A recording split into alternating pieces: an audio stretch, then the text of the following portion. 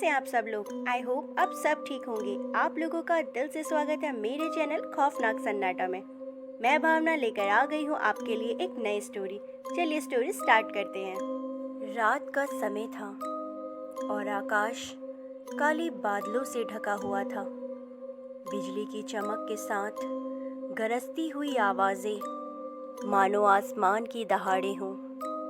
इसी भयानक रात में आयुष अपनी कार में बैठा एक छोटे से गांव की ओर जा रहा था।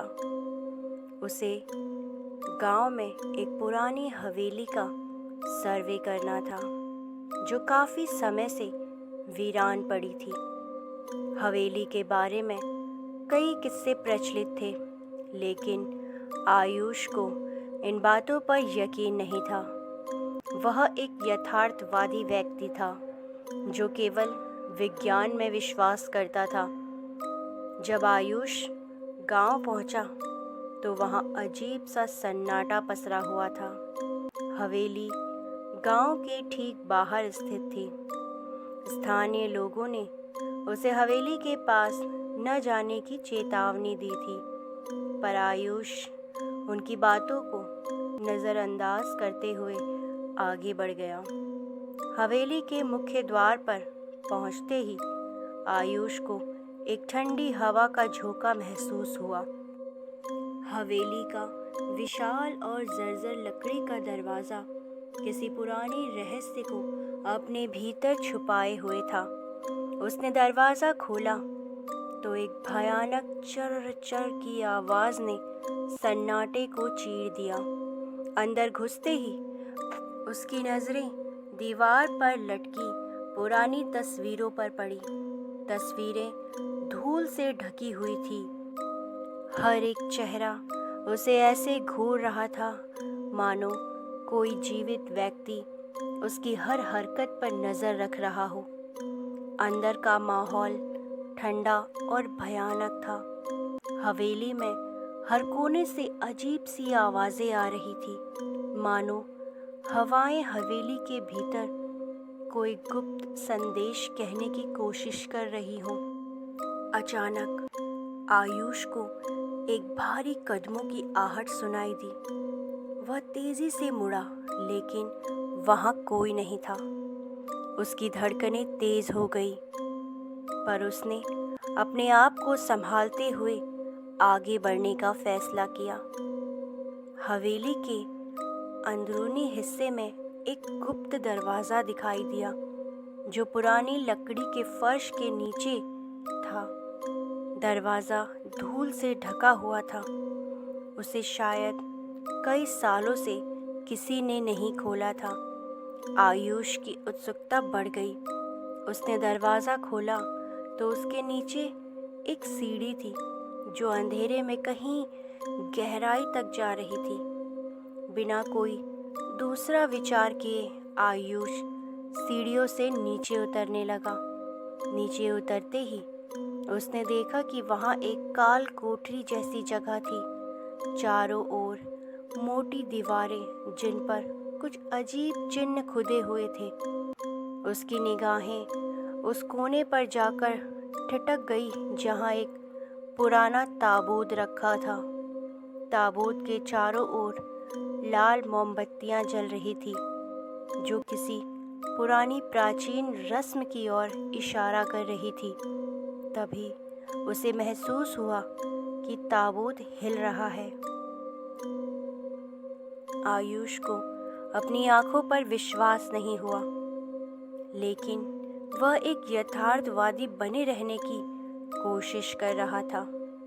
उसकी जिज्ञासा उसे ताबूत के पास खींच ले गई। उसने ताबूत का ढक्कन हटाने का निर्णय लिया, पर जैसे ही उसने हाथ बढ़ाया, एक तेज झटके के साथ ताबूत का ढक्कन अपने आप खुल गया।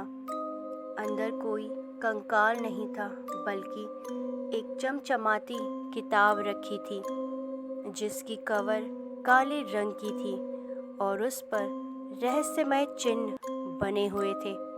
आयुष ने उसे उठाया और जैसे ही उसने किताब को खोला चारों ओर की मोमबत्तियां अचानक बुझ गई और कोठरी में अंधेरा छा गया। उसने अपने मोबाइल की टॉर्च जलाने की कोशिश की, लेकिन मोबाइल ने काम करना बंद कर दिया। तभी हवा में एक ठंडी सिहरन दौड़ी और आयुष को महसूस हुआ कि वह अकेला नहीं है। उसके पीछे कोई था। वह तेजी से मुड़ा, लेकिन वहाँ कोई नहीं था। उसने अपने दिल की धड़कन को काबू में रखते हुए फिर से किताब को देखने की कोशिश की। किताब के पहले पन्ने पर एक पुरानी लिपि में कुछ लिखा हुआ था। उसने ध्यान से देखा तो उसमें लिखा था, जो इसे खोलेगा उसकी आत्मा हमेशा के लिए इस कोठरी में कैद हो जाएगी। इतना पढ़ते ही आयुष का शरीर एकदम कांप उठा। उसने किताब को फेंकने की कोशिश की, लेकिन उसका हाथ मानो जम गया था। तभी एक भारी आवाज ने हवेली को हिला दिया। दीवारों से रहस्यमय चिन्ह चमकने लगे और ताबूत अपने आप ऊपर उठने लगा। आयुष समझ नहीं पा रहा था कि क्या हो रहा है।